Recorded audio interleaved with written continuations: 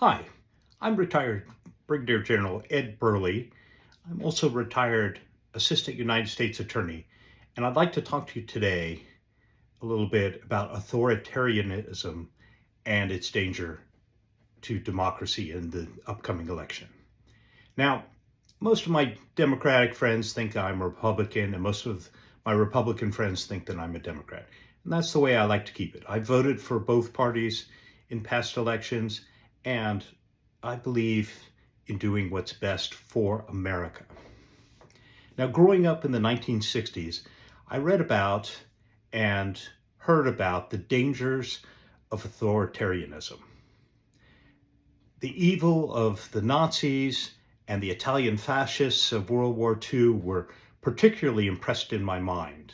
My grandfather, Lieutenant Colonel Wilson L. Burley Jr., was killed in action leading his battalion in an attack on the German lines in December 1944 on what was considered the first day of the Battle of the Bulge. The evil of communist tyrants was equally impressed into my mind growing up as an army brat. While my father was stationed in Germany, we were positioned right along the line of attack that we expected the Russians to move along in order to invade Germany. My father stood against that communist threat, and as did my grandfather, and I have done so too. Authoritarianism is the enemy of freedom. Today we see a resurgence of authoritarian groups everywhere in the world, including here in America. I'm shocked to see Nazi flags parade on the streets. White supremacists and anti-Semites spouting their hateful speech at rallies attended to by what would normally be regular politicians and key leaders. It's a very dangerous time for our nation. Donald Trump has echoed many authoritarian and fascist speaking points. He warns of the other, claiming that immigrants are destroying our country and poisoning the blood of our country. He has called his political opponents vermin. These are exact quotes translated from Hitler's speeches.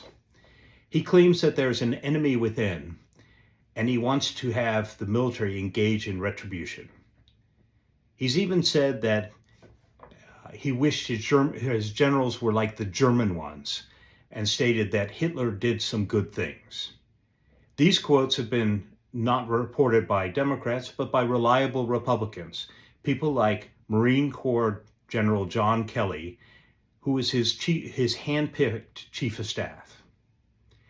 These are sometimes direct quotes from the speeches of both Hitler and Mussolini.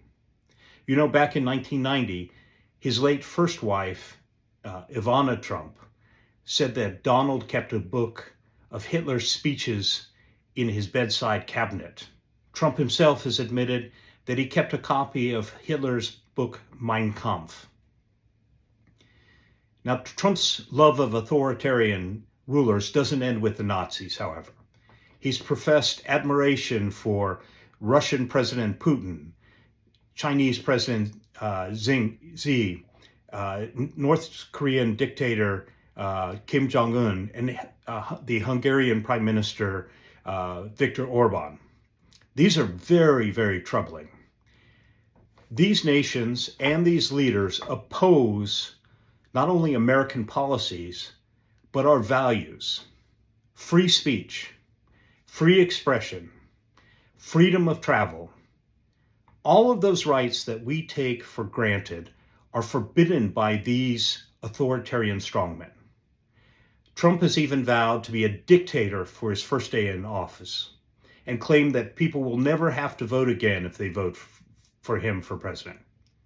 What will keep him from trying to keep that power and that promise afterwards? Now, General Kelly has stated that Trump is a fascist and wants to be a dictator, and he's shown that through his actions. General Mark Milley, Trump's selected chairman of the Joint Chiefs of Staff, has said that Trump is fascist to the core. General James Mattis, Trump's Secretary of Defense, has stated that Trump seeks to divide the American people. Dozens of Trump's own department heads have spoken up against his authoritarian and fascist plans.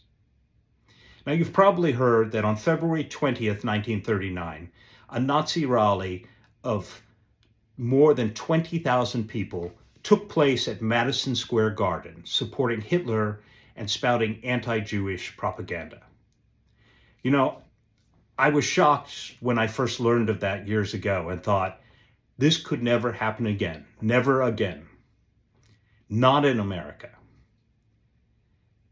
But on October 14th, 2024, Trump supporters flew Nazi flags alongside Trump ones during a boat parade in Jupiter, Florida. At the latest Trump rally at Madison Square Garden this past Sunday, Trump supporters were spouting all of the Nazi party lines. America for Americans. The same as what the Germans had said, not is the Nazis, Germany for Germans only. Trump has never said a word against this. Like my father, like my grandfather, I stand against authoritarianism. I stand against fascism. I stand against anti-Semitism.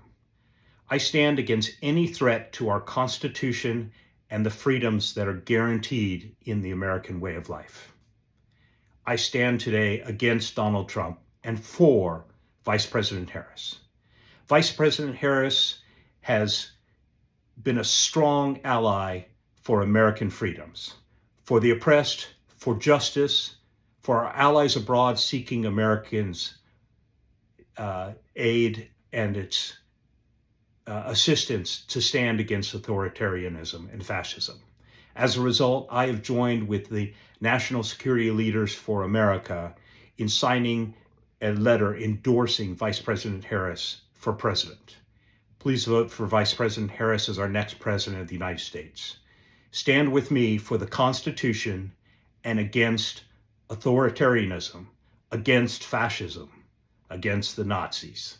Thank you.